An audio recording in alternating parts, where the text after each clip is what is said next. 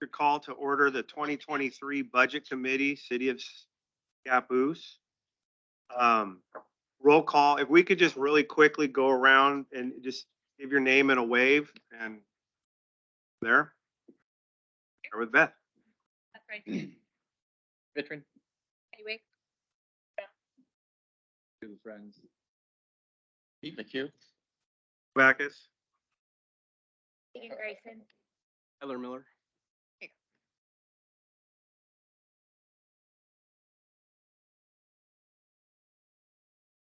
I'm not sure. I think it's just. Okay. I'm sorry, we can't hear anything. This is Jeanette. It's in the phone with Scappoose. Development Director. Earl Almer, Finance Administrator. Alex Rain, City Manager. Abe Suka, Public Works Director. Aspen Utility Supervisor. Daryl Sykes, Water Treatment Supervisor. Did you see how the very experienced people notice? We're gonna have to speak really nicely into our microphone so everybody online can hear. I mean, we can hear you, but they can't if we don't use the microphone. And Jeanette, would you like to introduce yourself? Jeanette Santiago. Thank you. You heard us pretty well once we started speaking into the microphone. Yes. My Yes. bad. Thank you. So everybody here, Teresa Keller is absent sick. Other than that, everyone on the Budget Committee and Council is here. Bailey. My Bailey. Oh, yeah. Jeez. Rita is now here.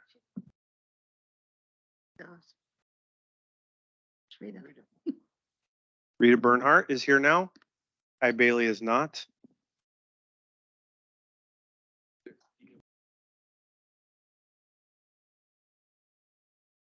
Okay, so nomination of a budget committee chair.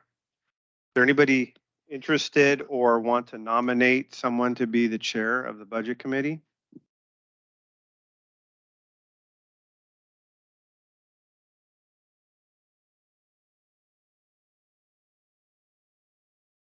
Not making eye contact. No, I've done this before. Okay. Yeah, Yeah. I think that's typing. So just for clarification, because the mayor, this is his first time, would, I don't know, Alex could maybe do it. The role of the budget committee chair would then be taking us line by line in this document in terms of saying what the next item on the list is. So for those of you on the budget committee saying, don't pick me, I think a couple of you have done it before, but essentially from this point forward, soon, the mayor would kind of step back and the chair of the budget committee, whomever that is in a few seconds, would then just call out the next agenda item or the next tab listed on here. And then we would hear a report or overview from whomever is kind of assigned to that tab. And then you would just continue us on through the agenda. It's not like making motions along the way and whatnot. So if anyone feels comfortable with that looks and sounds like, that's what we're hoping you'll volunteer to do. I nominate City Manager Alex Rain. I don't think it can be a member of staff. I think it has to be a committee member. It has to be a Oh, member? No, darn. Okay. And I personally don't mind if you bear with me doing it. If that's it, I have Isaac has here a kind of a list of notes, so I can use those pretty well. I nominate Mayor Joe Backus. We have a motion and a second. Any discussion? Okay, all those in favor state by saying aye. Aye. Aye. Opposed? Motion carries. All right. To present the budget message, City Manager Rains, go over the budget message. Do we need to do the approval of minutes? Is she first? right? See, that's why I'm looking for approval of the May 23, 2022 minutes. I so move. Moved by Councilor McHugh. Any seconds? Second by Chris Vitron. Any discussion? All those in favor state by saying aye. Aye. Opposed? Aye. Motion carries. And now budget message, City Manager Rains. All right, yes. Evening, everyone. So I'm just going to read through the message as is required, and then we will roll on to the actual budget itself. So dear Mayor, City Councilors, and Budget Committee members, it's my pleasure to submit a balanced budget for fiscal year 23-24 to the City of Scappoose Budget Committee. This year's budget maintains funding for delivery of core city services and investments in crucial infrastructure needs to address both the age of city assets and the city's capacity to accommodate population and economic growth.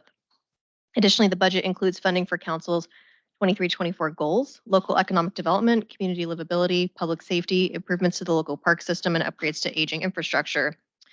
Before delving into the accomplishments of the past year and discussing important upcoming projects, I want to take a moment to recognize the city's outstanding staff. They are incredibly talented and committed to providing the best customer service possible to the community, even in the face of increasing demands without the benefit of significant increases in staffing. This past year has been very memorable for the community, city council, and staff. First, the city was the recipient of approximately $1.6 million in COVID-related emergency funds via the American Rescue Plan Act, or ARPA. Council appropriated these funds to cover the cost of replacing water meters across the city, financially contributing to the purchase of an ambulance for the Scappoose Rural Fire District, support for the Columbia Economic Team's newly formed Small Business Resource Center, purchasing a new vehicle for the police department, personnel costs for the police department, funding contingency budget due to inflation for public works wastewater projects, replacement of an aged water main, and Habitat for Humanity's affordable housing project. These funds have been distributed to the applicable departments and neighboring agencies, and projects are well underway. Second, the city welcomed a new mayor for the first time in over a decade and new members of council. This new group has brought fresh ideas and energy with which to tackle ongoing and upcoming projects and set policy for the city. Third, city staff have remained incredibly busy and were able to address the day-to-day operations of the city while also achieving many of the goals identified by council in fiscal year 22-23, including implementation of the city's voluntary sidewalk repair program, continuation and expansion of our communication outreach efforts, renovation of the Peace Candle, support of the Senior Center, Adventure Festival, significant progress on the 50-year plan and Parks Master Plan update, completion of the Stormwater Master Plan, expenditure of ARPA funds, police department events such as the Halloween drive-through, Donut Day, and Coffee with a Cop, and progress on phase 1 of the wastewater treatment plant upgrades. Looking forward to the new fiscal year, the proposed budget includes funding for many important projects, inclusive of both our core services and City Council's adopted goals. The city's local economic development needs will be addressed by supporting key objectives, beginning with the support of the development of the Columbia Commerce Center. All major work has been completed for phases 3 and 4 of the project, which includes utilities and street improvements up to Ringer Ring Road, and final overlay paving is being completed for the Moore Road water line. Our efforts will include a community branding effort and a partnership with Columbia River PUD to produce economic development marketing materials. The city's goal of enhancing community livability will be addressed in significant part through the development of the city's 50-year plan. This project is a multi-year effort with several components. Thus far, the economic opportunities analysis, an update to the city's housing needs analysis, and buildable lands inventory, and a citywide visioning process have been completed. Future elements will include updates to the comprehensive plan and comprehensive plan map, the possible rezone of lands within the city, and updates to the development code. Additional efforts aimed at improving the livability of the city will include continuation of the city's annual event, Adventure Festival, the continuation and enhancement of outreach to the community, and support of the Senior Center through the direct allocation of funds and staff time. The city's focus on the continued safety of the community remains a top priority. The police department underwent a best practices review by the city's insurer, CIS. This report includes an assessment of operations, personnel practices, and staffing levels, as well as recommendations for improvements that are currently being implemented. The department will also renew efforts focused on code enforcement operations and identifying new ways to increase outreach and presence within the community. Importantly, the budget includes the funding necessary for the continuation of a part-time evidence technician position that was added last year using ARPA funds. The city's goal of continuing to develop a vibrant park system will focus considerable time and effort on completing the ongoing comprehensive update to the city's Parks Master Plan. This project is taking a holistic look at existing parks, amenities, and new park property the city has purchased in order to develop a prioritization list and capital improvement plan for city staff to implement. The ongoing efforts to update the conceptual plan for the Grabhorn property will be closely tied to this process and will help inform the final outcome. Additional efforts around parks will include exploration of new funding mechanisms and ADA upgrades to existing parks. Last but certainly not least, considerable time and effort will be expended on the city's efforts to address aging infrastructure. Thanks to former Senator Betsy Johnson, the city received approximately $14 million for water and wastewater projects and is aggressively pursuing completion of those projects to meet the deadlines associated with the funding. These projects include, but are not limited to, updates to the wastewater treatment plant, a new basalt well, a new reservoir tank at the Keys Road facility, and upgrades to the Smith Road pump station. The city will also be issuing an RFP for facility master plan, updating transportation and wastewater system development charges, and implementing sidewalk projects identified for funding by local fuel tax dollars. In summary, this year's budget continues to maintain funding for core services, make strategic investments in city infrastructure, and implement council goals. I would like to recognize and thank the mayor and council for their leadership and support. This past year, staff reached many key milestones, and next year promises to be equally productive for the city. Thank you. Thank you. This is a public hearing. And we, on state revenue sharing. Was there anybody that would like to speak on? Is there any public comment on state revenue sharing? Seeing none, I will close the public hearing and ask a committee for a motion to accept state revenue sharing. Is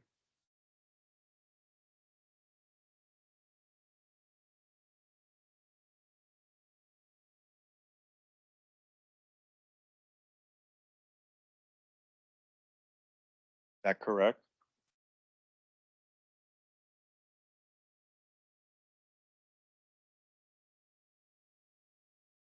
I hear a motion to accept our state revenue sharing. Take that. All right, Chris, any seconds? Second by Rita. Any discussion? All those in favor, state, roll call vote by name? Is that correct? State my name. Beth Raisky, aye. Chris Vittrin, aye. Andy Wicks. Aye, sorry, aye. Michelle Brown, aye. Andrew LaFrenz, aye. Peter McHugh, aye. Joe Backus, aye. Megan Greisen, aye. Tyler Miller, aye.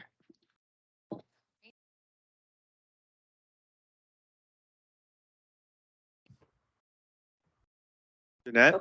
Jeanette Santiago, aye. Thank you. Since we're seeing the screen, will you keep, if she ever has a question, let me know. Thanks. Okay, any opposed? Sound like it? Okay, motion passes. Now we will go over budget deliberations, starting with, start with number 8, general fund. Okay, general fund.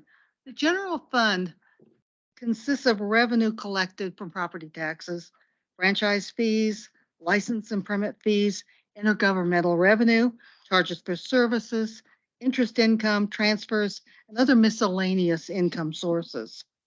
You know, our goal is to maintain a healthy cash position and to provide for community services.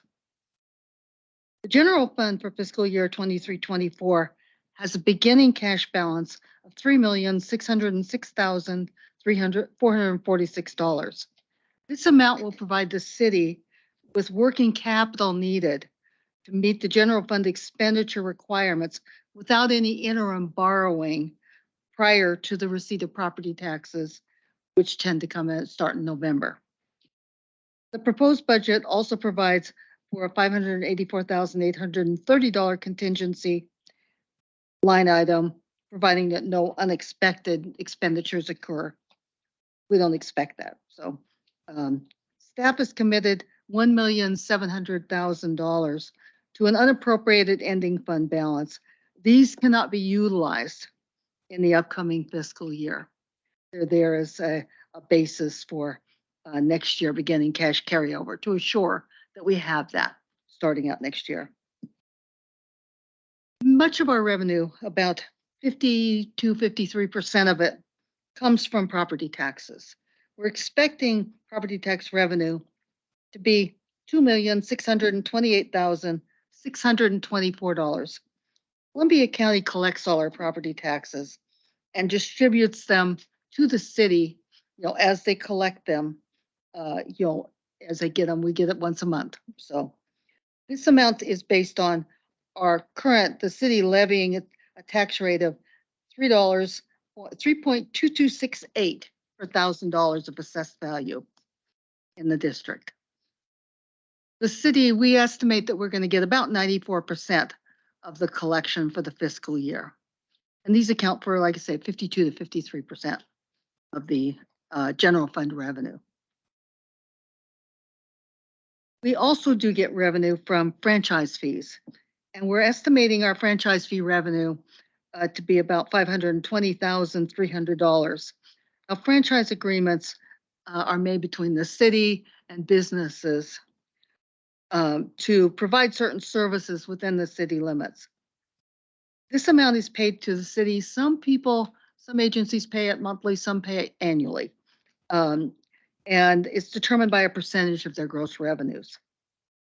We've negotiated some new numbers, new agreements with Columbia River PUD and Comcast this year. But we had existing agreements with some other agencies.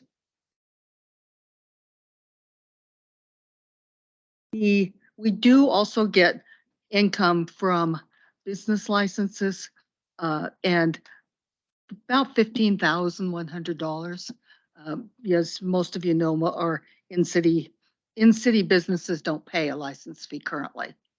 So, but this is a lot of this is from outside businesses, pay business license fees, and those do business within the city, and that they're not charged for people that have a franchise agreement. So it's other businesses. And this doesn't account for a lot of our revenue.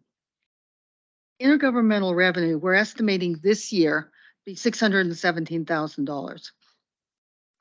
The state collects alcohol and cigarette taxes from all sales throughout the state. And these are distributed to our city based on population. And that's where state revenue sharing funds are also come from the state. The city share of a special telephone tax revenue, the 911 communications, that goes directly to that jurisdiction. So it doesn't come through us at all. Charges for services are for our charges that come from, court revenue, planning revenue, police administrative fees. And this is 3% approximately of the general fund revenues. But all those monies come into the general fund, and then we allocate to the other agencies, the other departments. So interest is probably one of the really good news for this year. You don't think about it, but interest income for this year, we're estimating for the general fund portion of it at $110,000. We put most of our money and store it in the local government investment pool, the LGIP pool, and that accounts for about 2%. And the interest rate went from last year, it was like 0.25%. I just checked it, and in April it was 3.75%. So has been kind of it gives us a little more revenue from the interest. Miscellaneous revenue doesn't fit into any other categories. So it's not a huge amount for us. The general fund does get money from transfers. We'll talk a little more at the very end about that. But each department fund does do some transfers of revenue to the general fund. This accounts for about 10%, probably a little less now in the general fund. We're in the process of trying to have less transfers and have the actual expenses go directly to the department, or to be more transparent instead of transferring it to the general fund and we pay like all of the attorney fees, for instance. And we're in the process of working through changing those at this point. So, and that's kind of covers the general fund revenues.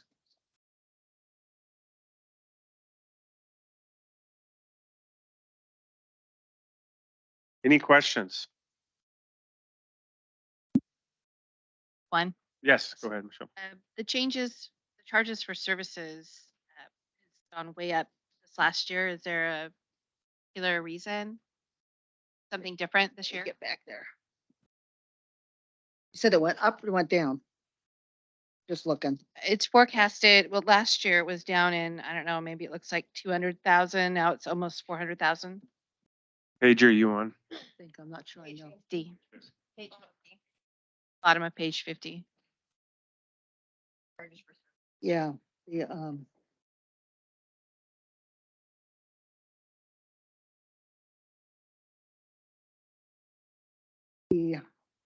I'm just curious. That was see, because I know 100,000 of that is, in court. 4310. I'm not sure I know why that is. I apologize. That's okay. Can I get back with you on that? That's fine. And then also, I'm just curious, with the ARPA funds, is the ARPA funds kept in the LGAP? Is that another reason maybe the interest is? There are ARPA funds in there, yeah. Okay. And a lot of those are sitting in LGIP at this point.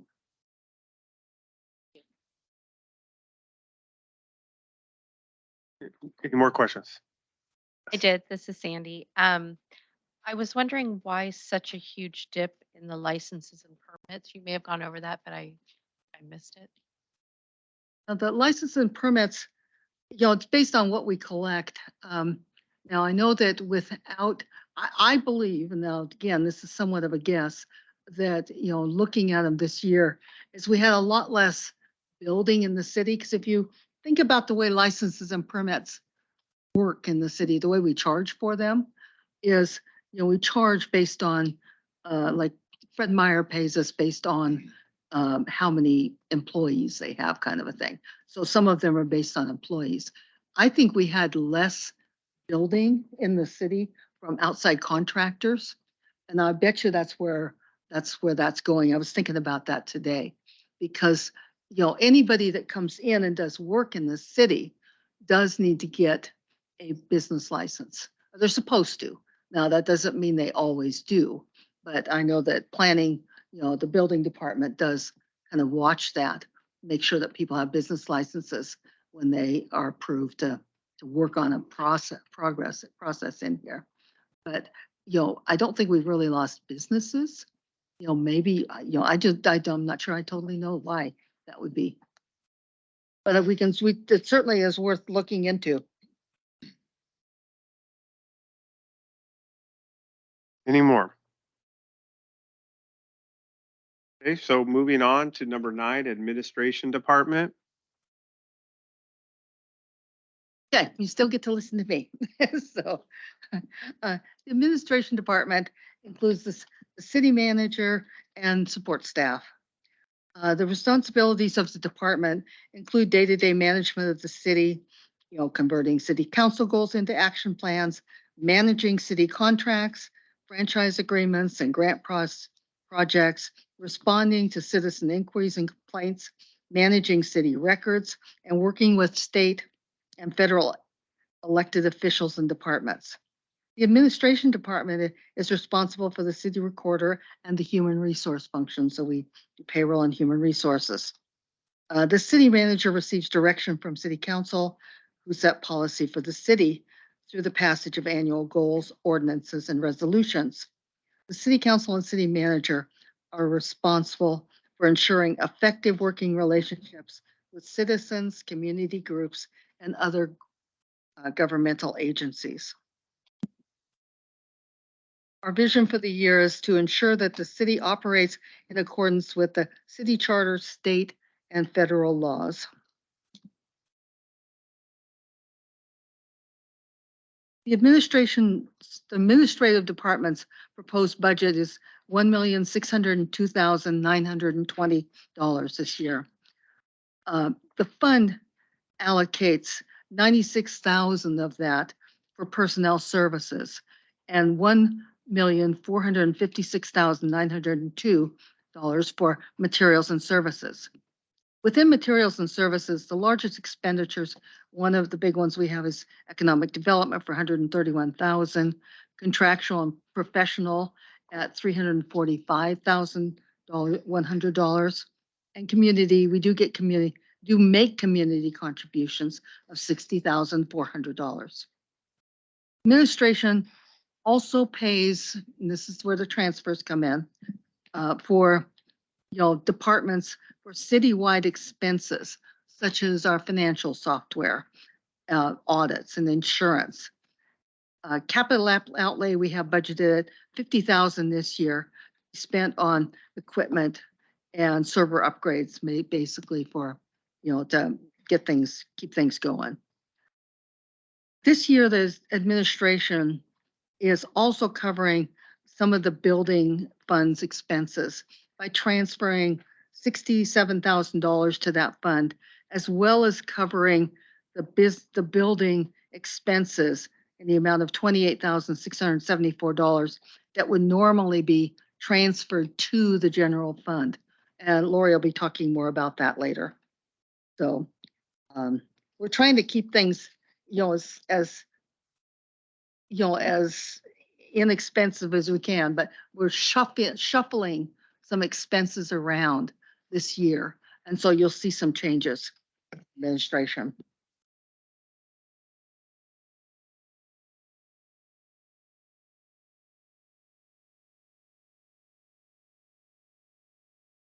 Good? Any questions?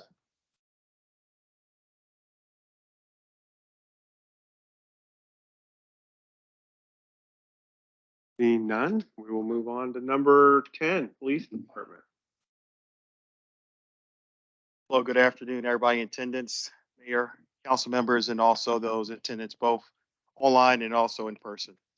Sorry, unfortunately, Chief Lugo is not able to join us today. He's actually, believe it or not, in Port looking for a missing juvenile. So I'm in his place as lieutenant. So just going forward, so we, the police department, the members of Scappoose Police Department, are committed to maintaining a safe and livable community by working in partnership with the community to preserve peace, prevent crime, protect property with professionalism and compassion. The vision for this year, the vision of Scappoose Police Department is to continue to enhance officer health and wellness, work towards complete full-time coverage, purchase a new RMS system, which is a countywide initiative, continue recruitment until fully staffed, criminal investigations, and track the safety enforcement, increase emergency preparedness, and update city ordinances to our motto of community and compassion. Participate in community events would help enhance the relationship between the police and also the community.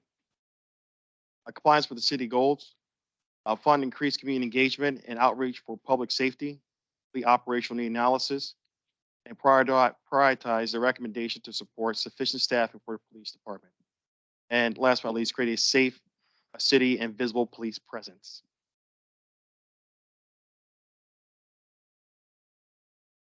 Couple of budget notes. Total operational cost for the police department is budgeted at $2,880,002. Personal service are budgeted for $2,251,569. Material and services costs are budgeted at $387,501. The large expenditure within materials and services are contractual professional services at $110,900. Utilities at $38,400. Capital outlay is budgeted for $135,600, which includes a new computer system server, outfitting our new police vehicles. Funds have also been set aside for potential move to a countywide RMS system. So just to break this down, we're not reading directly off of the page here. There's just a couple things that really I want to point out for the budget for our police department going forward. One is going to be that you're going to see increase in the salaries for the officers within our police department. These include those for contractual raises, cost of living increases for our officers or COLAs, and also we hired recently a new evidence tech within our department, also background investigators who are part-time. One of the main things we're trying to do here with the police department is also increase the amount there so we can be competitive with our neighboring agencies that we support with, such as St. Helens and also with the Columbia County Sheriff's Office. I'm going down further, the RMS system, to give a little brief understanding what that is. Every time we take a report from a person out in the field, whether it be a stolen report from places within the city, we have to come back. We have a centralized system that we put the information into a data system. Early one that we're using is a region, which is really based off the Portland police bureaus. And I think our county is trying to go to a more centralized system for us when it comes down to that. We have not made any decision permanently would go with that yet. We're just trying to budget for the upcoming physical year to make sure that we have that available. And also, we have a server for our police department, which is quite aged, and we're trying to go ahead and replace that too in the future, make sure it properly performs the services as well going forward. Another thing you'll notice is that we have the attorney fees within our department. Like most departments, this is a point where you have to deal with personal issues, requires expertise from a lawyer or from an attorney in this subject matter expert for this. That's also going up as well. A lot of things are also based upon, of course, inflation, which affect our police department as well going forward. We have our assessment fund there, and that's the main thing is what we're trying to do, not just with our social media presence for the police department, but actually try to get out there more in the community, let you know that we are part of our community here. Most importantly, that we're here for you and hopefully engage people before there's a critical incident or where you need to be able to come talk to us, reference a criminal or a law enforcement type of matter. I'll take your questions and fill them best I can if there are some. Any questions? Mr. Mayor? I'm sorry, Lieutenant, where did you say the amount for the RMS was? What the amount was? So the RMS is going to come out. It's going to come out of the equipment that we have looking for upgrades, Councilman.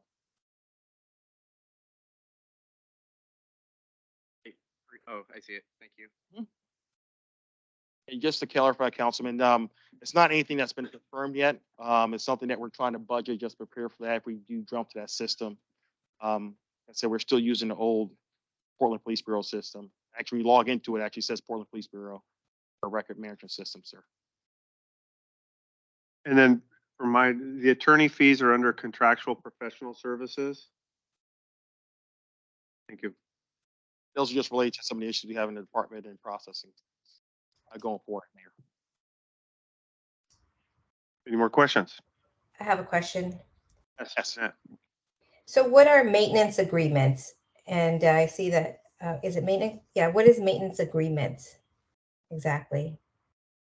I could double check, but I believe that's going to be reference to maintenance for the equipments that we have within our department from a whole bunch of different things, such as some of our police vehicles, some equipment that we have for maybe our firearms as well, ma'am. But if you want to, Councilwoman, I can definitely go ahead and give you a confirmed answer and shoot you an email, hopefully by the end of this week, ma'am. I have that information handy. So maintenance agreements are going to be things like that the police department needs, like postage, their CAD system, fire and safety. We've got our copier, the dispatch system, taser contract, things like that. Okay. And didn't we just get new vehicles this recently and noticed that the vehicle maintenance also almost doubled? So there's no vehicle maintenance in 203. Is that there's vehicle maintenance in 204? Yes, Yeah. I'm sorry, it went to 204. That actually went down. Yeah, that did not. Yeah, that's not doubling. Oh, okay. I'm looking at the wrong Estimated one. for Sorry. So yeah, so you might be looking at the estimate of what's being Okay. spent for the remainder of the year versus what was budgeted. So if you look at the budgeted number. You're right. You're right. Thank you. So actually, yeah, because we actually, because we have new vehicles, took some of the funding out for some of the maintenance that we were seeing with some of the older vehicles because now we have new vehicles. So Perfect. Thank you. How close is the department to being fully? Staffed? Yeah. We're getting there. I can tell you right now that we have, including myself as lieutenant, so fully staffed right now, even though maybe in the future we should go a bit higher depending on the population growth, sir. It's supposed to be 12. That includes the chief, myself as lieutenant, 2 sergeants, and also 8 patrol officers. Currently right now you have myself as lieutenant, the chief. Also we have 2 sergeants in that. One of our sergeants right now, he's on some health issues he has to go through. I won't get into detail with. But going forward, we have actually at this point, we have 2 patrol officers working, and we also have other ones who are in different situations with the administrator that we're taking care of. But the good news is that we just had 2 officers who are closing to completing their background investigations. One's going to be a sergeant, sir, and another one's going to be a patrol officer has to go through. And actually next Thursday, I'm setting up and coordinating 2 more positions to have those come in and backfill.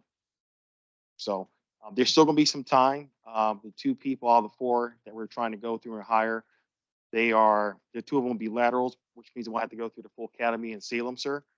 But the other ones are gonna have to take some time to go through the academy and go through the coaching or training program, which could take anywhere sometimes to a year from start to hire, sir. Is the budget based on the fully staffed department? Yes. Okay. The budget's always based on a fully staffed department. And I would say that really very soon on paper, we would be fully staffed. I would just argue that we're not fully operational as of yet. So, but yes, we are always budgeting to be at that full staffing. We're not removing positions or anything like that. Let me just caveat too as well. So even though we may not have those officers, I can tell you, to myself, we still come out if there's a call and respond to it. Personal experiences myself. So. Yes. Okay. Thank you. Yes, sir. Any further questions? Thank you very much, Lieutenant Llewellyn. Thank you, Mayor. Moving on to number 11, Parks Department. All right, thank you, Mr. Mayor. Council members, budget members. The Parks Department strives to maintain and enhance the city parks, public grounds, public restrooms, and Chapman Landing. Our vision for the Parks Department is to further improve our city parks and grounds in a manner which is satisfactory to the Scappoose citizens or any other citizens coming into town. With that, total expenditures for the parks budget for this year, 23-24, $652,797. $289,630 is for personnel services. $174,655 is for material and services. $172,000 is for capital outlay, and $16,512 is transfers, which total expenditures is down from last year. Materials and services, our focus of the year is obviously keeping up with our maintenance in our parks. We're going to rehab some of the restrooms throughout our parks, keeping Chapman Landing thriving, and keeping up on some of the planned events in our parks, like Movies in the Park. We have Farmers Market and some events out at Veterans Park with Little League and Special Olympics and whatnot. Capital outlay, some of our main items coming out of this will be building a driveway access to our new property on Commerce Drive. Right now, we don't have anything there to get our equipment, any vehicles on there to maintain, or even enhance that. So, excuse me, that's in our budget to build a road. Parks portion for a new backhoe and utility truck. Then some funds allocated when the master plan, the Parks Master Plan is completed in October.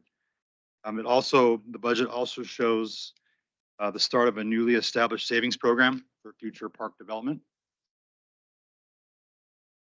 And obviously with it being in the general fund, there is no revenue coming in other than little house on Avalon there. So that's kind of it. Any questions? Kim, I've got a question. So, sounds like you're anticipating the Parks Master Plan to wrap up in October. That's correct? Because on the table here, it just looks like it continues to extend through the year. That's it, yeah. I have one. yes, go ahead. And it may be one of the things you already mentioned, but there's a $50,000 council approved projects. Is that a particular thing or is that just set aside for something that might come up? That's the new savings plan, putting money away. You guys want to elaborate, but that's Just That's- requested by council. We'll add 50,000 per year moving Mhm. forward.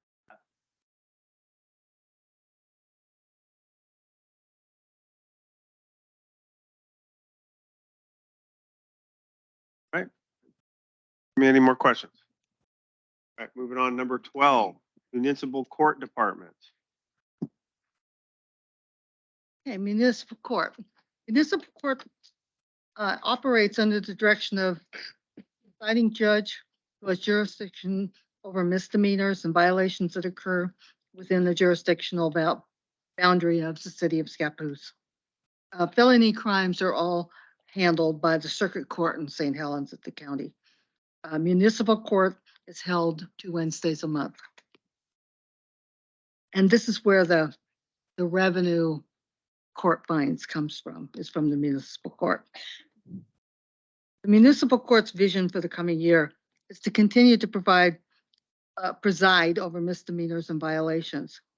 The municipal court will also continue to substantially reduce the number of outstanding uncollected citations. You know, that's kind of a difficult thing because if people don't pay, they don't pay. But the municipal court's budget is $336,381. Within this budget, $92,160 is budgeted for personnel costs, and $237,525 is budgeted for materials and services. Of that amount, contractual services is for the judge, court appointees, attorneys, prosecuting attorney, and that represents $167,275. The second largest expenditure is the assessments of $40,000. Every citation and fine we levy, we do have to send off a certain amount in assessments to the county and to the state. So that's budgeted in here. And there is a transfer of $88,501 to the administration department. Any questions?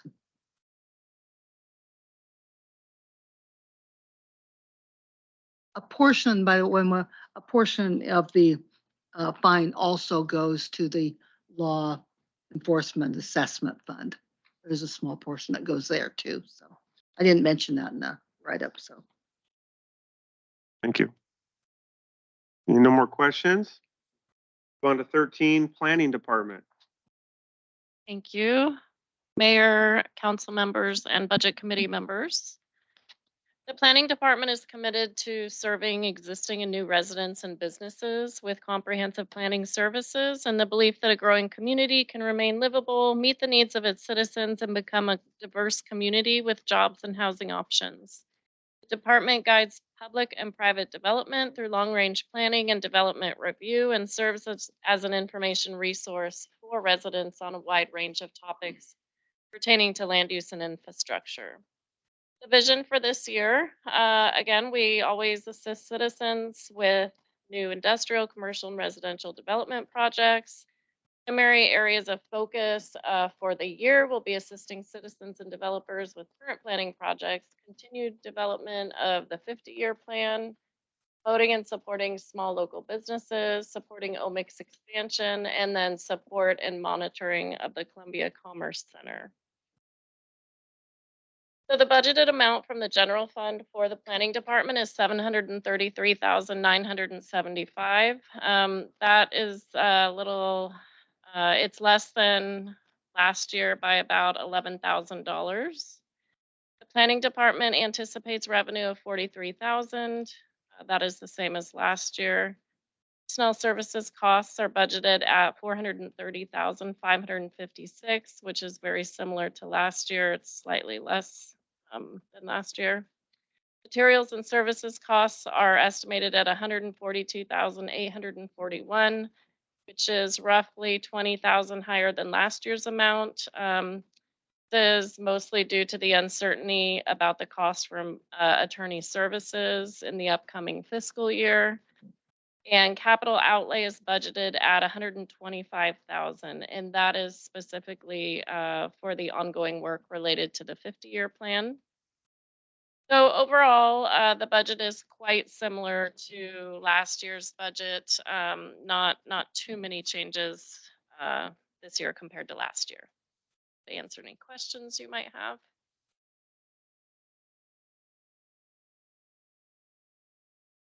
Seeing none, thank you, Lori. Moving on to 14, non-departmental. okay, non-departmental is the part of administration basically. That's really covers the contingency line and any transfers. Of course, we mentioned that we're transferring from the general fund administration to the building fund, and that's $64,000. And So that's our only transfer out. That is new this year. We haven't had a transfer out for a number of years. And then our contingency of $584,830. Of course, there's the unappropriated ending fund balance of $1.7 million. That's all for the non-departmental. Questions? Carol, moving on. Number 15, law enforcement assessment funds. So, okay, that's me too. So I just had mentioned the Law Enforcement Assessment Fund is a fund that, we set up to track law enforcement assessment fees. So we track them separately from the general fund. They are very, they're basically restricted. So we use them only for very specific things. The municipal court does impose the assessment fee appropriate to the cost of providing enforcement services as established by the city. This assessment is transferred to this fund every month, and it will be expended in relation to law enforcement and prevention activity in areas of traffic safety, drug, alcohol prevention, and other crime prevention activity. This funds things like the safety initiatives, Donut Day, Halloween, Tip a Cop, the National Night Out, Ice Cream Social. The police department uses these funds for that.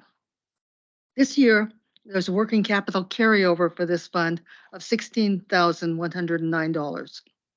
The fund anticipates intergovernmental revenue, which is coming from the general fund, of $5,000 and interest income of $300. And the fund resources are estimated to be about $21,409. Fund anticipates spending $10,000 on training, equipment, functions that we have mentioned above. And the fund does have a contingency of $11,409. That's it. Any questions? Seeing none. Moving on, number 16, Watt House funds. Yeah, good evening, everyone.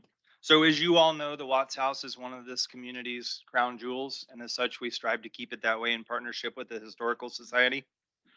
Budget for this year, the working capital carryover will be $33,537, with an interest income projected at $400, giving a combined resources of $33,937.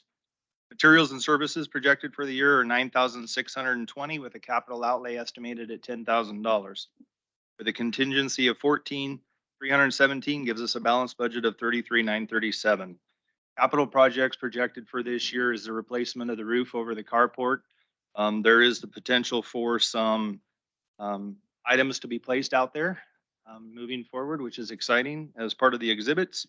And then if any of you have toured it, you've seen that the basement is under remodel right now, and we've been working with the Historical Society and make improvements on that. And as soon as the new cabinets are in place, we're going to rearrange the lighting with some new lighting that enhances that. So that, I'll take any questions. Dave? No. Moving on, number 17, PEG fee fund. Okay, the PEG fee fund. This fund was established for tracking revenue and expenditures related to PEG fees. And my question to myself this morning was, what are PEG fees? So I'm going to tell you in case you don't know, okay? I looked it up. PEG stands for Public, Educational, and Governmental Access Television. That's where that comes from. So it has a very specific restrictions and uses for it. Now, we use these funds in this PEG fee fund to do things like the newsletter and for certain very restrictive expenditures. The beginning cash position for the PEG fee fund is $41,000. Now, PEG fees, we aren't expecting any PEG fee revenue after this year. The new agreement, the new agreement with Comcast does not send us PEG fees anymore. So, so this fund is basically going to use up the funds that are in the fund. And we're expecting resources, $43,280 total. That includes the beginning fund balance. And we expect to spend about $30,595 of that for materials and services. There is a $12,000 contingency. After this next year, we'll have to find a different way to fund these expenses. So this fund will eventually go away unless we negotiate something else. So that's it. Any questions? Questions? Yes. Question. Seems like this has been vision for the year upgrade the sound system of the city council chump. It's been there for a while, right? Is that like an ongoing project or is that? I'm sorry, was I that, think that was a typo. Oh, okay. did I miss someone? I'm sorry. No, This is- I think there was a note about upgrade. Oh, okay. I Yeah, it was- probably missed taking that out. Okay. Yeah, My it was an apologies. application. So that's been upgraded. That's Yeah. And you're right. I did not update that, but we'll fix that. Any more? Carol, moving on to number 18, building fund. You. Purpose of the building department, I'll start there. We are committed to serving our building community developers and our existing and new residents with comprehensive enforcement of building, plumbing, mechanical, and fire life safety codes of the state of Oregon. This department ensures that commercial and industrial buildings, residential dwellings, and public buildings, including schools and government buildings, are constructed in conformance with all regulatory codes to ensure the continued safety and well-being of all members of the community. Economic growth is still slow as businesses recover from the coronavirus pandemic that began in March 2020. Inflation has slowed in recent months, however, has taken its toll over the past year. Despite the uncertain economic future, the building department estimates that 14 single-family home permits could be issued this year. In addition, we anticipate 2 potential apartment developments could occur and 3 new commercial light industrial building permits could be issued as well. Recent reduction in lumber costs could also increase small homeowner projects such as decks, patios, and fences. Under budget notes, the building department does look considerably different this year than in previous years. Our building official position is currently vacant. Instead, the city's chosen to enter into an intergovernmental agreement with Columbia County to provide building official services. What that's done is it's shifted costs from personnel costs to materials and services costs. The building department, we're just expecting to issue fewer building permits due to the state of the economy, which means that revenues are expected to be less than in previous recent years. The building fund begins the year with a starting position of $21,052. Permit revenue and miscellaneous fees are anticipated to be $217,040. Total anticipated revenue for this fund is projected to be $289,856. That does include a transfer from the general fund to cover shortages within the department of $72,816. Total fund resources are expected to be $310,908. Personnel services are budgeted at $80,182. Materials and services are estimated at $228,446. And that would leave us with a contingency of $2,280. It's always very difficult to put together the building department's budget. We can't anticipate who's going to walk through the door and pull a permit. And so we do the best we can to estimate. And this year, we're just feeling it might be a little slower than usual. So in full transparency, there is a transfer in from general fund to cover our expenses. That being said, we could be issuing more permits than we're assuming and could be better off. but we don't know. So this is our best guess for now. Would answer any questions? I have one quick one. The SDC fees we've been talking about, where does that money go to? Where does that income? And that will be coming up. Those are separate funds that have to be used in a very specific way. And so each of the utility accounts will have a separate SDC fund. How do the permits work? Like the developments that started a year ago and they've been kind of just sitting there for, do they have to get re-permitted? Do that? No, permit fees are paid when the permit is issued. So, right. So a lot of times you'll still see construction, but those fees were collected, in previous fiscal years. Yeah. And that does cover then the building officials' time to go out and do those inspections over that entire life of the project. Any more questions? Seeing none, thank you, Lori. And number 19, street fund. Yeah, all right, everybody. Bear with me. I will be on your next 5 budgets. So here we go. The streets budget is one I'm actually always excited to present these days because 6 years ago, it was a very bleak budget for us. And with the help of the community and the local fuel tax, a few other changes internally, we brought this around to where it's a very positive outlook now. Getting down to the brass tacks here, though, is the street fund receives its revenues through gas taxes, but all federal, state, and local. State gas tax for the year is estimated at $653,961. Local tax, we've maintained an average of $250. It varies a little bit from that, but it's a good safe number for budgeting for us. And the federal surface transportation, which is your federal tax, is at $796,550.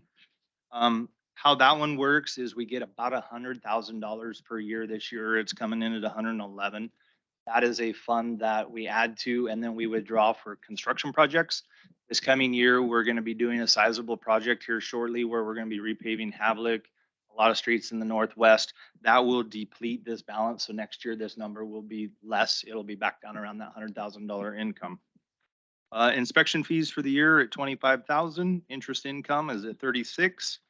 And then pass-through dollars that we manage projects for out at OMIC and things is estimated 877 for the year, giving us a combined budget with working capital carryover of 3,903,730.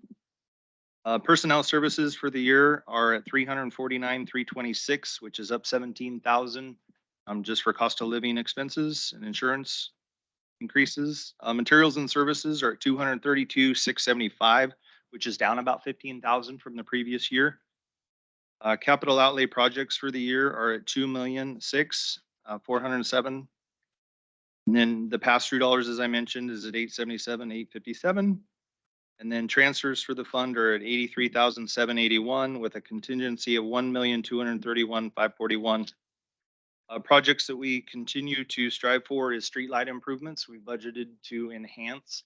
About a year and a half ago, we replaced all of the streetlights within the city with LEDs. So they're functioning well now. Our repair costs are way down for that, but we continue to look for those dark streets and neighborhoods that need the enhancement budget for such. We will continue to work on our sidewalk infill projects and projects as we move forward. And we will promote the safe routes to schools. We've continued to find different ways to work on that. Currently, Columbia County has a project going, doing some analysis within our city, how to make improvements to the school routes. And then there's also in capital, the streets portion of the backhoe and utility truck purchase. Council goals that we are working for as Council goals 5.3, the TSP and SDCs updates. And then the 5.5 of implement fuel tax projects. Questions?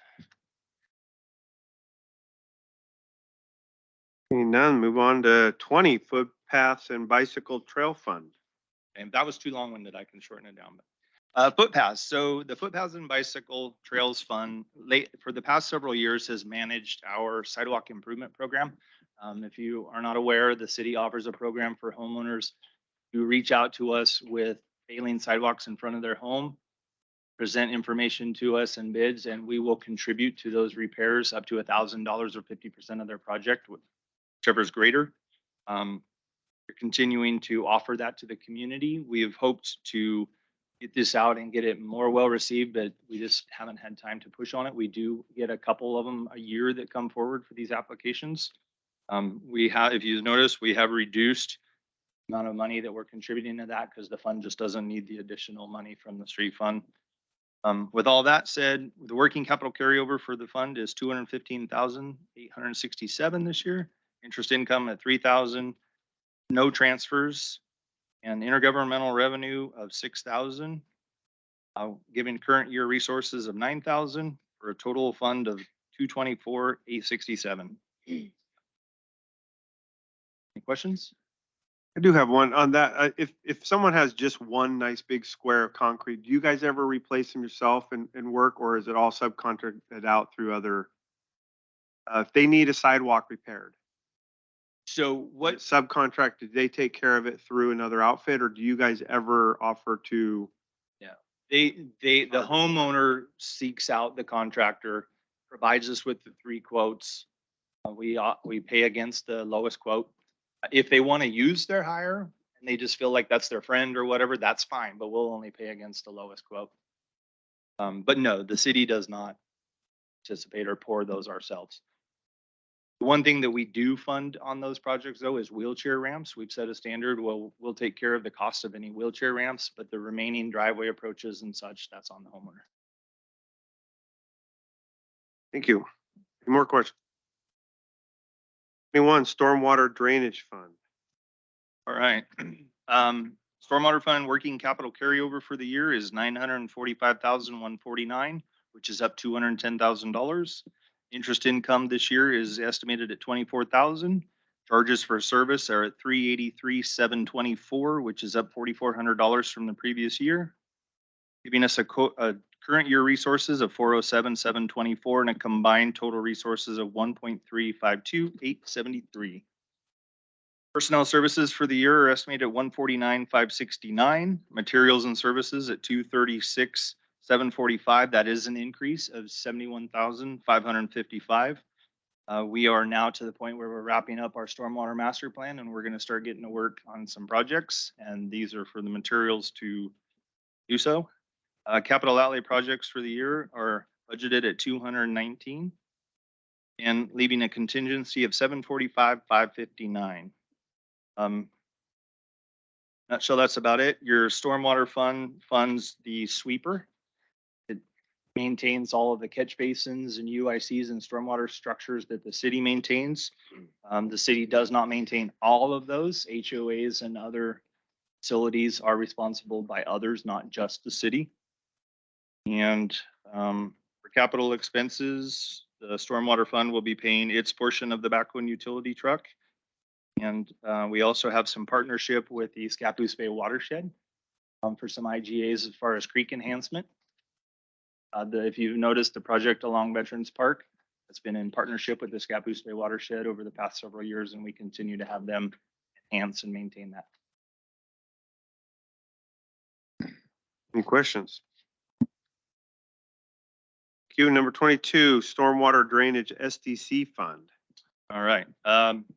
Working capital carryover for the stormwater SDC is 329,917. Interest projected at $8,400. System development charges for the year are estimated at 64,610.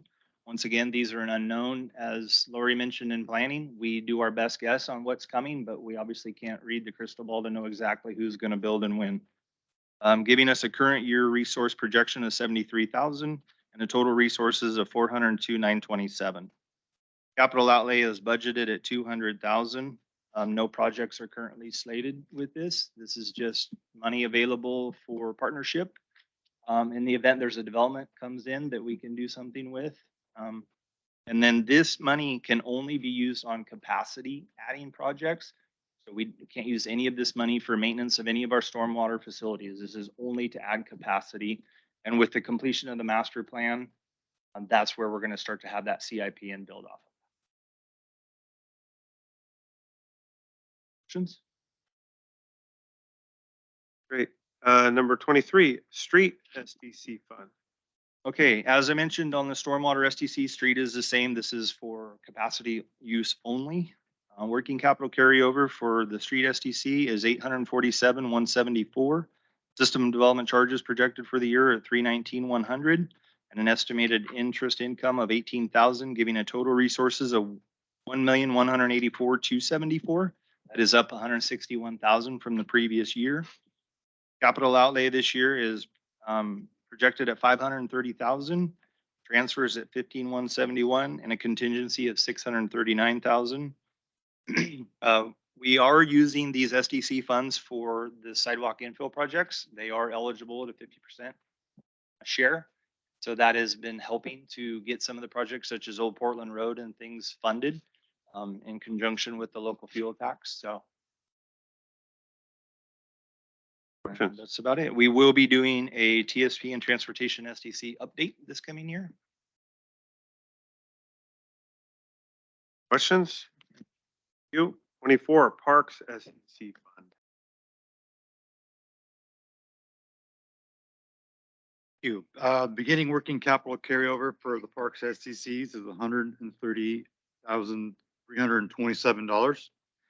City anticipates 5,000 in interest and a revenue of 70,729 for the year. In expenditures, 100,000 is set aside for capital outlay. This is also in conjunction with the Parks Master Plan or anything future park development wise. And $102,518 in contingency from transfers as well. But once the Parks Master Plan is complete, a CIP this will be made, and that's where this on those projects. Questions? Thank you. Number 25, pool fund. Okay, the pool fund is interesting fund, okay? The pool fund was created as a result of a ballot initiative which directed the city to construct a basic covered pool. This is a dedicated fund. Resources can only be used, for construction of a pool. Currently, there are no projects planned for this, so this fund is just kind of doesn't have any current revenue coming in except for the interest that it earns. It's got a beginning cash position of $9,147. Interest is we're projecting at $250 and total fund resources of $9,397. We're not expecting any expenditures to this fund this fiscal year. And it has a contingency of $9,397. So that'll just keep rolling over. Questions? Yes, Pete. Since we've decided, it appears we've decided, or if this park plan does not include a swimming pool, can we close out this fund? I don't know what the process for that is because it does still have money. So my understanding was that even though we do have a opinion from our attorney saying that he did not feel that the essentially original ordinance that was passed was essentially legal in terms of requiring the city to put aside all of this money in the way it did. I still believe there would have to be some kind of judgment coming from an actual judge saying that we could take those funds, use them for something else and dissolve the account. And then there's also still the question of the $40,000 that was raised by the community that we still have in trust that has not been used, that was for the same purpose as well. It is collecting interest, but it's also something to be maybe looked at as well. So we would actually need to take some additional steps to eliminate and move the funds to something else. How much is in that fund that from the community contribution? About 40,000. That's what I thought. Okay, thank you. Welcome. And just to clarify, would you need council direction to create a goal for you to do that? Or would it just continue to kind of sit as is until? Yeah, I think there would be some council direction that would be needed to take those additional steps. However, I think that based on, again, some of the information you all had received from a prior survey, one that actually did get quite a few responses, it seemed to make very clear that there were a lot of concerns about how much a pool would actually end up costing. So I don't think there was a lot of support for it at that time. And then again, you have the opinion of the legal counsel that was given to you. So at this point, we would just need some additional direction from council, and we could pursue some additional steps to move this forward. Thank you. Any further questions? 26, unemployment insurance fund. Okay, unemployment insurance fund. City of Scappoose has chosen to be self-insured for unemployment insurance. And so we need to maintain a separate fund to cover any unemployment claims that may come up. The resources in this fund are specifically dedicated. It can only be used for unemployment claims against the city. We're not anticipating any staffing reductions in the current budget year. And, we just basically are going to maintain this. We have not been putting a lot of extra money into it because it's been self-sustaining at this point. The proposed budget has a beginning cash position of $95,844. We're expecting interest income of $525 and total fund resources of $96,369.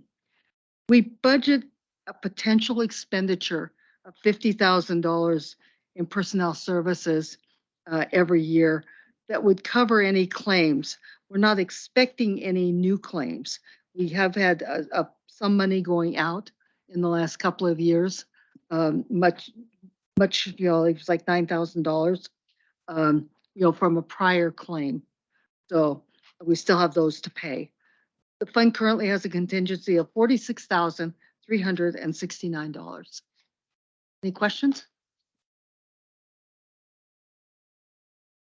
Carol, number 28, water SDC, 27, utility water fund. Good evening, Mayor, Council, and Budget Committee. The Water Fund is a dedicated enterprise fund.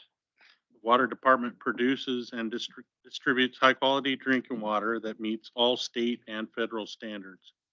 Water Fund is used to report financial operations of the city's water treatment facilities that provide drinking water to all city residents.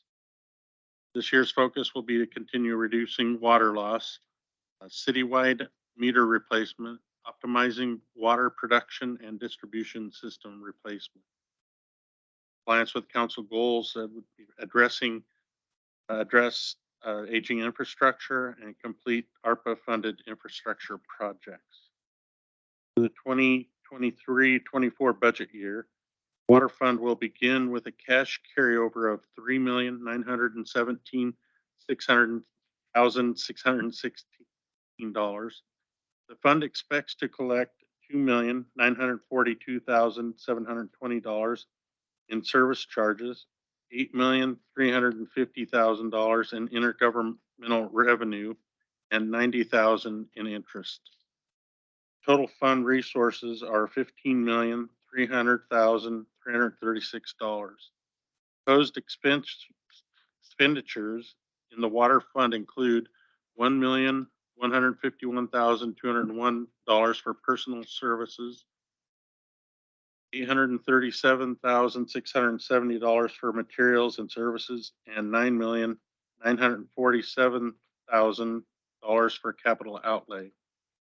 Fund budgets $81,439 for debt service, $222,996 for transfers, and a projected contingency of $1,260,030. This fund also has a balance of $1,800,000 in unappropriated funds. Capital outlay items identified in this year's budget include continued water meter replacement, treatment plant upgrades, distribution engineering, distribution replacement, design and construction of a new reservoir, design and construction of 2 new wells, the purchase of a backhoe and utility truck. Question?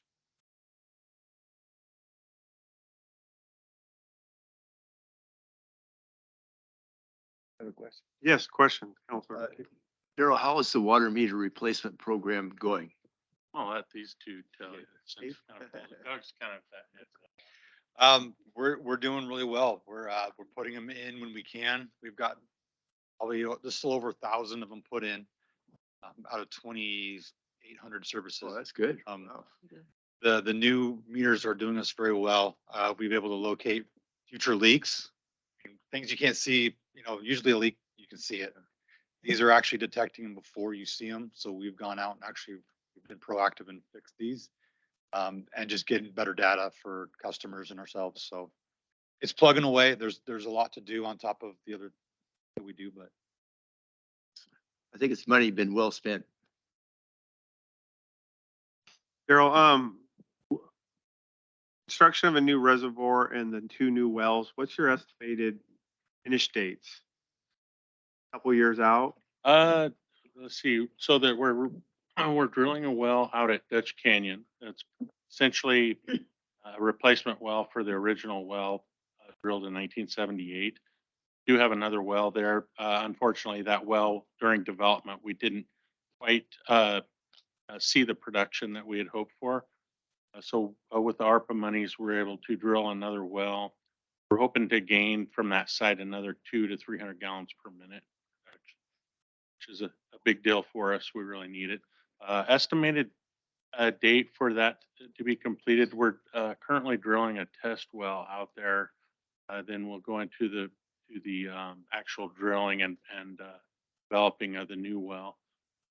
Dave, you have a good. Yeah, I think you asked timeline. So one of the wells will be done within the year. The basalt well, we expect within the year and a half. The reservoir is going to take close to a year to get the design work done and get out to bid, and then probably another year for construction. So we're about 2 years out on the reservoir. The one thing that I do want to point out as far as the fund goes is you're going to see that there's a pretty healthy contingency and money and unappropriated there. That will likely get spent to pay for the reservoir because the ARPA funds will not cover the cost of it. Right now, that reservoir is estimated at about $8 million and we're only receiving 4.4.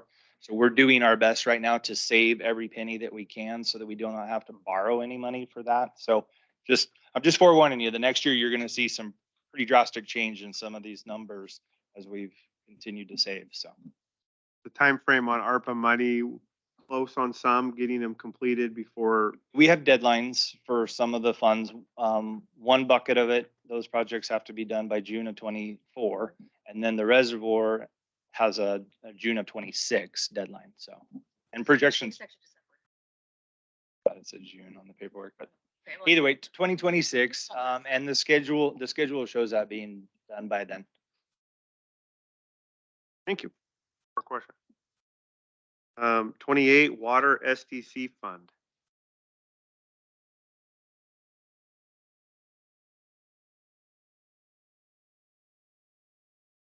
Water System Development Charge Fund is a dedicated fund and is the mechanism by which the city of Scappoose collects funds from developers to pay both for previous and new capacity improvements. It makes funds available for future improvement needs generated by development.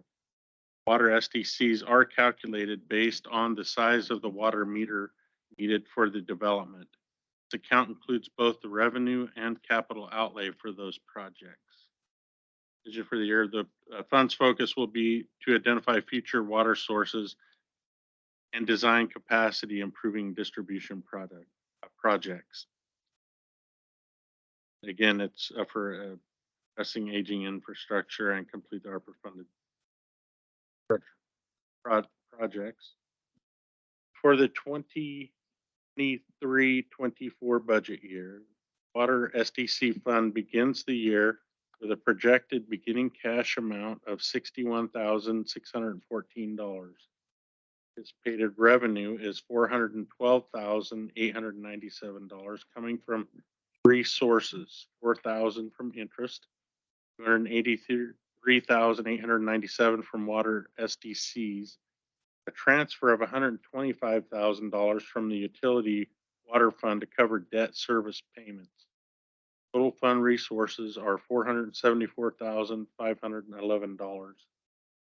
Expenses with the fund include debt service in the amount of $279,388. This is to make principal and interest payments on loans GO 3003 maturing in 2027 and SO 3003 maturing in 2035. Fund anticipates a transfer of $13,519 to the general fund for SDC administration. Water SDC fund anticipates a contingency of $181,604 for a total in expenditures of $474,511. Questions? Thank you, Daryl. Number 29, Utility Wastewater Fund. Good evening, everybody. Kevin Turner, wastewater supervisor. City sewer collection system collects and conveys wastewater from nearly 3,200 customer connections to the treatment plant located on East Columbia Avenue. Collection system includes over 37 miles of gravity wastewater pipe and seven pump stations that move wastewater from low elevations to adjacent areas where gravity lines exist. Wastewater treatment plant is an extended aeration activated sludge treatment plant constructed in 1992. The design capacity of 3.4 million gallons per day. Wastewater treatment plant operates under the National Pollutant Discharge Elimination System permit issued in 2009 and expired in 2014. This permit is currently on administrative extension and is expected to be renewed in conjunction with the completion of phase 1 improvements. MPDS establishes minimum monitoring and reporting requirements and not to exceed discharge limits. Most significant challenges facing the wastewater fund this budget cycle will be financing the infrastructure upgrades identified in the 2018 facilities master plan. Phase approach done in accordance with the facility plan will increase design flow to just over 6 million gallons per day. Phase 1 upgrades should be in late spring of 2024 and will be funded primarily through the Clean Water State Revolving Fund loan. Prepare for these upgrades and interim aeration basin and flow pattern changes were completed last year. During all construction projects, staff must continue to operate and meet regulatory requirements. Fund will start with a working capital carryover of $4,135,065. Interest is anticipated to be about $90,000. Charges for services, $2,811,455. Intergovernmental revenue, $5,279,077. Total year resources of $8,180,532. Total resources of $12,315,597. Personnel services are expected to be $1,167,839. Materials and services, $753,285. Capital outlay, $6,937,000. There's one loan with a principal of $17,642 and interest on the loan is $662. Transfers, $97,771 and a contingency of $3,341,398. Total expenditures of $12,315,597. Significant items in 230 this year, $75,000 in SCADA upgrades, which will connect our screw press to the lab. We've had an increase in polymer costs, which is the bonding chemical used in our cake. And there was some flip-flop of utilities and express bill pay from one fund to another. Most of the items in our 300 emergency upgrades, what if pump fails? Phase 1 improvements, like I said, will start this time next year, hopefully. The dryer as well, and Smith Road upgrade, Smith Road pump station upgrades. 311. Our portion of a backhoe and a utility pickup and also a gator for the wastewater treatment plant. Questions? Questions? Yeah, sorry. What is the sludge? Is that the Sludge? sludge disposal? So sludge disposal. So next year, as we build the dryer into the facility that's out back, doesn't coordinate with the timing of our land application, so we have to have an alternate storage and a backup plan for clean sludge. So 30,000 of that is in case we have to haul it to landfill, and I don't anticipate that we'll have to do that. That's just the worst case scenario.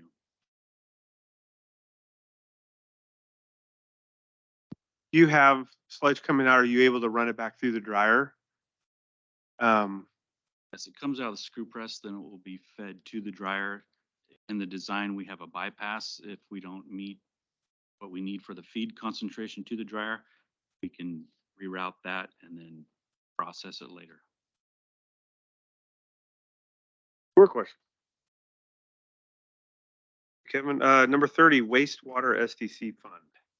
Okay, the SDC fund will start with a working capital carryover of $1,073,462, interest of $30,000, SDC reimbursement $31,293. Extra capacity will be $125,171. Total resources of $1,259,926. Capital outlay $1,087,850. Transfers of $7,823. Contingency $164,253. For total expenditures $1,259,926. Those funds are for phase 1 upgrade, the dryer, Smith Road Pump Station. Questions? Seeing none. 31, debt schedule. Okay, this is this general obligation debt service fund 45 is a fund that we have not had any activity in for the last 3 years. And to be honest with you, I left it in here because I wasn't real sure I could take it out. So I left it here and just used it to include what our current debt is. It's none of our debt that we have is based on the debt service fund. So it's all, done independently of that. But this fund was set up to pay bonded debt that was approved by the voters. We do not have that anymore. So I expect this fund's going to go away next year. I've got to make sure that I'm doing the right way. So any questions? Thank you. Number 32, transfers. Okay, me again. Okay, transfers. Transfers this year, we're changing some of them. I mentioned that briefly in the general fund. We do transfers in for things such as the software, we have been doing it for insurance because it's very difficult at this point to split those costs out appropriately into the individual funds. So we take that insurance cost and split it between the funds. We've reduced some of that already and have started charging, we're going to charge stuff back directly to the funds instead of having it transferred to the general fund to pay. There are also some transfers that are done like to cover debt and for other things. SDC admin fees, for instance, are transferred generally to the general fund, but we're letting the building fund have that money this year. So these are just transfers that are budgeted and done on an monthly basis. Any questions about any of these?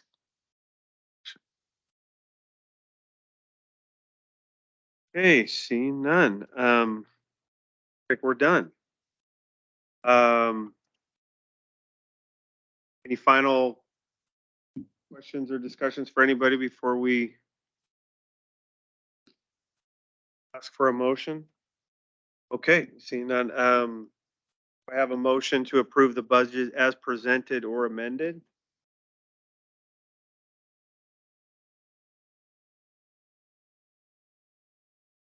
I'll move to approve.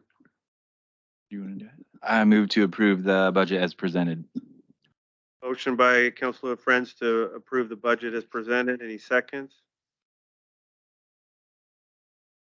Second by Budget Committee, Chris Strawn. Any more discussion? All those in favor state by saying aye. Aye. Opposed? Motion passes. Thank you very much. I won't need the calendar check then, correct? No. Correct. No calendar check. We do not need additional meetings. We do still have to work through urban renewal, but Thank you very much. Thank you for the report. Thorough. Appreciated it. I wanted to go another hour or two, but that's okay. On to the Urban Renewal Agency.